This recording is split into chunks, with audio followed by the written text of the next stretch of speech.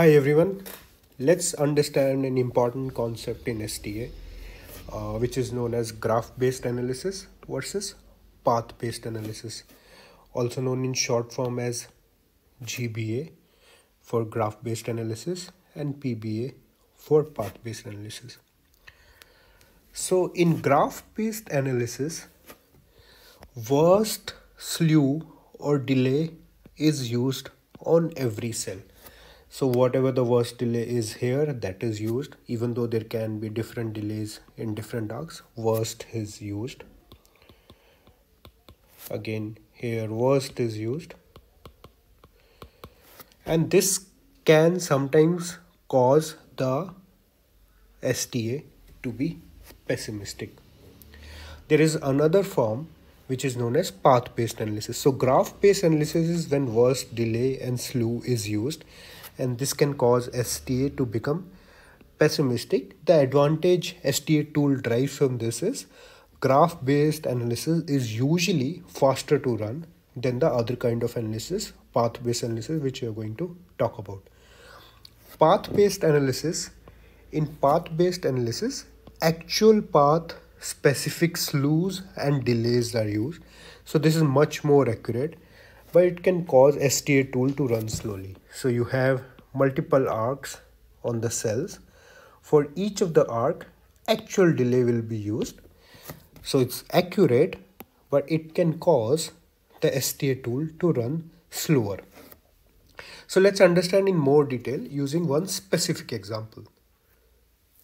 So let's say you have this circuit in your design, and let's understand graph-based analysis on this. So you have this cell.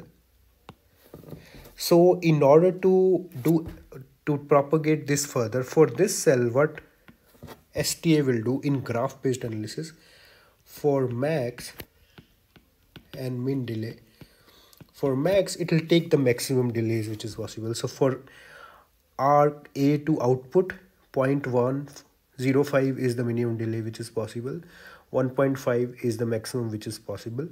For the blue arc from B to output, 0.2 is minimum and 1.2 is maximum. So for max delay, it will take the maximum delay which is possible, which is the case here is 1.5.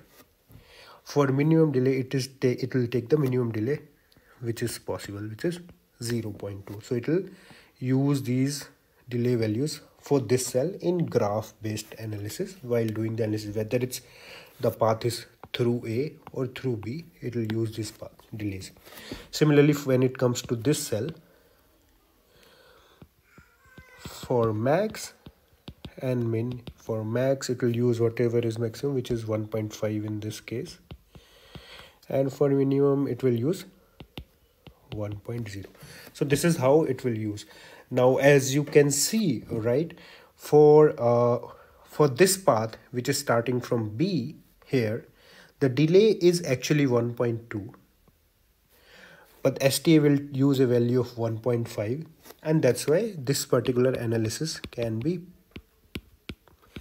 pessimistic, but it allows STA to run faster. Now in path-based analysis, let's use the same example. Let's say you are analyzing path from A to Y. It will use actual delays.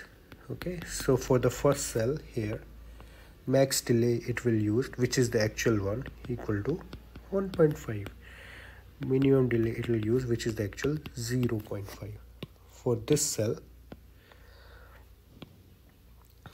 max it will use, for when you are analyzing this path, it will use whatever is the actual delay, 1.25, and minimum it will use, which is 1.0.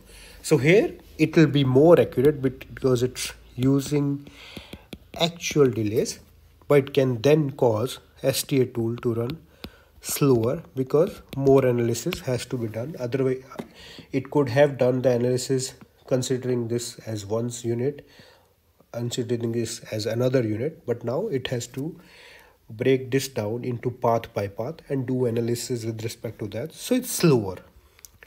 One important thing to keep in mind is graph-based analysis is pessimistic and it runs faster, and path-based analysis is more accurate, it runs slower.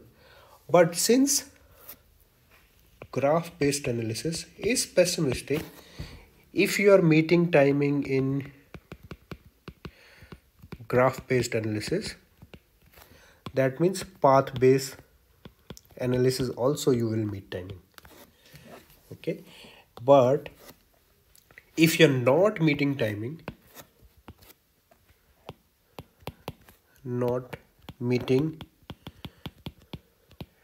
here, then it is possible if you run path-based analysis, you may meet timing because graph-based analysis is pessimistic. So in order to, usually what is done is you run normal graph-based analysis as the first step.